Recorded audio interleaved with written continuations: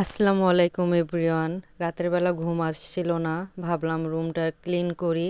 আমার মেয়ে ঘুম আসছে।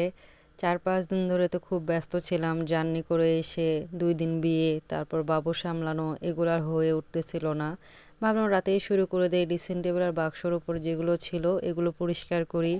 ভাবি করে রেখেছিল, বাট আমি একটু বেশি খ্যাতখ্যাতি তো, খুব খুঁত ধরি, তো ভাবলাম ডিপ ক্লিন একদম করি। তো পরে মেয়ে বাবা উঠতেছিল, ভাবলাম রাতে আর না করি, পরের দিন করব।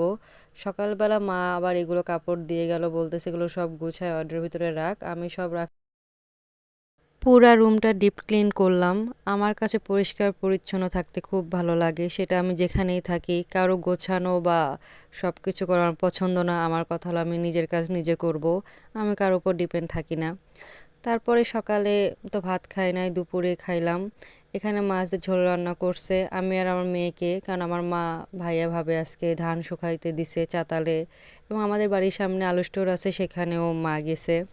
তো ভাবলাম আমি একা একাই মেয়ে সামলাই, বাট মেয়ে তো মেয়ের মনে, তাকে আমি একটু খাওয়াতে পারতেছিলাম না। সে একটু মাছ নিয়ে 2বার বের করতেছে, 3বার খাচ্ছে।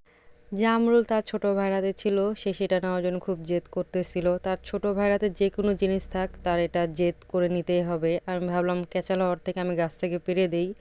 এরপরে মা করেছিল মিষ্টি আলু সিদ্ধ, আমার খুব ভালো লাগে, কিন্তু আজকেরটা কেন জানি ভালো লাগে না, ভিতরে পচে গেছে। আমি আবার বিকেলবেলা খুব ফাঁপড় লাগতেছিল, কেন জানি ভাল লাগতেছিল না কিছু। নদীর পাড়ে বসেছিলাম আর নদীর ভিউ নিচ্ছিলাম। সন্ধ্যার দিকে আমার ভাতিজা জিরোস চিপস নিয়ে আসছে, আমাকে আবার দিল। আমি ছোটোবেলা থেকে সবার জিনিস কিনে খাই এবং চেয়ে খাই, এটা আমার লজ্জা নাই বলতে গেলে। আমার মেয়ে আমার সাথে খেলতেছিল। রাতের বেলা ভাবলাম শশা খাই, ভুঁড়িটা একটু কমাই, বাবু হওয়ার পর অনেক ভুঁড়ি বাড়ছে। আমার এমনি শরীর কমে গেছে, বাট ভুঁড়ি কমাচ্ছে এখন। আমার মেয়ে ঘুম আসছে, ভাবলাম এই সুযোগে খাইতে যাব। আমার মেয়ে তো আজকে তাড়াতাড়ি ঘুম আসছে, জানি না রাতে জ্বালাবে নাকি, সে তো অনেক জ্বালায় যেদিন আগেই ঘুম আসে। সে উঠবে রাতে।